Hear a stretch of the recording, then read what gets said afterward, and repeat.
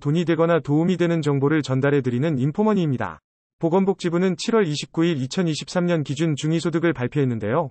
이 금액에 따라서 내년도 생계급여, 주거급여, 의료급여 그리고 교육급여가 결정되기 때문에 이 금액이 얼마나 변경되는지가 굉장히 중요한데요. 그래서 오늘은 보건복지부 발표 내용을 기준으로 2023년의 기준 중위소득이 어떻게 바뀌는지 전달드릴 수 있도록 하겠습니다.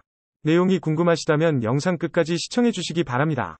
기준 중위소득은 보건복지부 장관이 중앙생활보장위원회의 심의 의결을 거쳐 고시하는 국민가구소득의 중간값을 말합니다. 대한민국의 모든 가구를 소득 기준으로 1등에서 100등까지 줄 세워놨을 때 50번째 있는 가구의 소득을 말하는 건데요.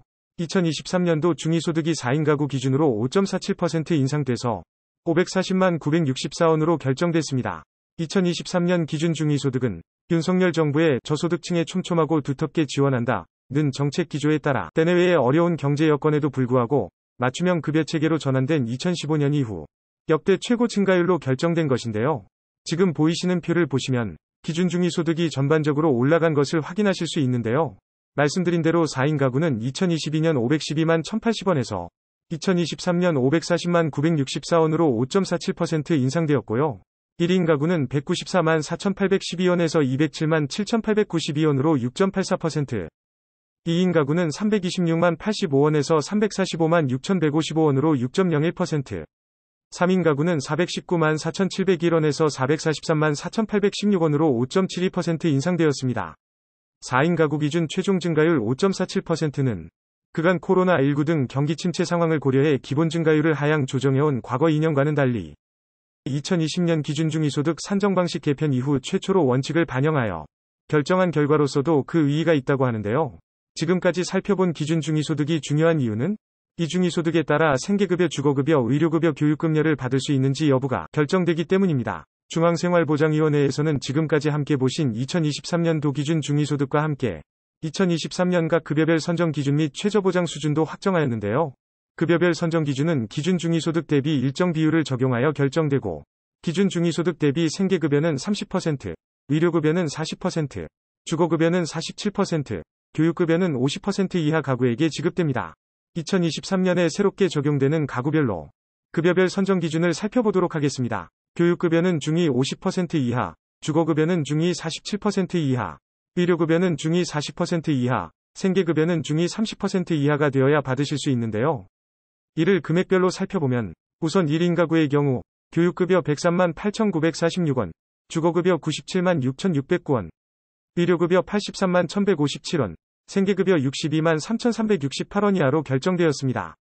2인 가구의 경우 교육급여 172만 8,077원, 주거급여 162만 4,393원, 의료급여 138만 2,462원, 생계급여 103만 6,846원 이하가 됩니다. 3인 가구는 교육급여 221만 7,408원, 주거급여 208만 4,364원, 의료급여 177만 3,927원, 생계급여 133만 445원 이하이고요. 4인 가구의 경우 급여별 선정 기준은 생계급여 162만 289원, 의료급여 216만 386원, 주거급여 253만 8,453원, 교육급여 270만 482원 이하입니다. 참고로 각 가구별 실제 지원되는 생계급여액은 선정 기준액에서 해당 가구의 소득 인정액을 차감한 금액이 되는 것이고요. 예를 들어 4인 가구이고 소득 인정액이 100만원인 경우를 살펴보면 이 경우에는 2022년에 생계급여를 매달 53만 6,324원을 받으셨는데요. 2023년부터는 8만 3,965원 오른 62만 289원을 받으실 수 있게 됩니다. 의료급여는 기존과 동일하게 급여 대상 항목에 대한 의료비 중 수급자 본인 부담 금액을 제외한 전액을 지원한다고 보시면 되는데요. 예를 들어 3차 병원 외래에서 치료를 받았는데 치료비 급여 항목이 1만원이 나온 경우 2,000원을 뺀 8,000원은 의료비급여로 돌려받으시게 됩니다. 주거급여는 선정 기준을 내년부터 기준 중위소득의 46%에서 47%까지 확대하여 올해보다 약 14만 가구에 추가로 주거비를 지원할 수 있게 된다고 하는데요. 주거급여 월세 지원을 살펴보면 살고 계신 지역에 따라서 주거급여를 지원해주는 상한선이 있습니다.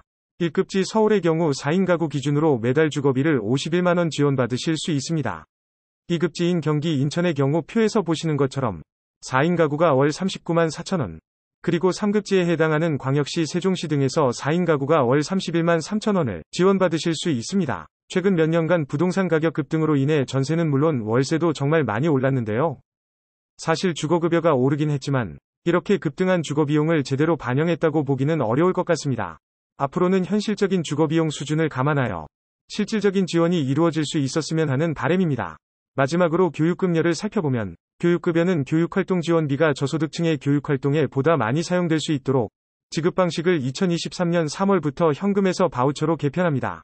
또한 코로나19 시기 저소득층 학생의 교육격차 완화와 교육기회 보장을 위해 교육활동 지원비를 2022년 대비 평균 23.3% 인상하여 초등학교 45만 1,000원, 중학교 58만 9천원, 고등학교 65만 4천원을 연 1회 지급하게 된다고 합니다. 지금까지 2023부터 적용될 중위소득과 또 그에 따라 기초생활수급자분들이 받게 될 수급금액에 대해 살펴보았는데요.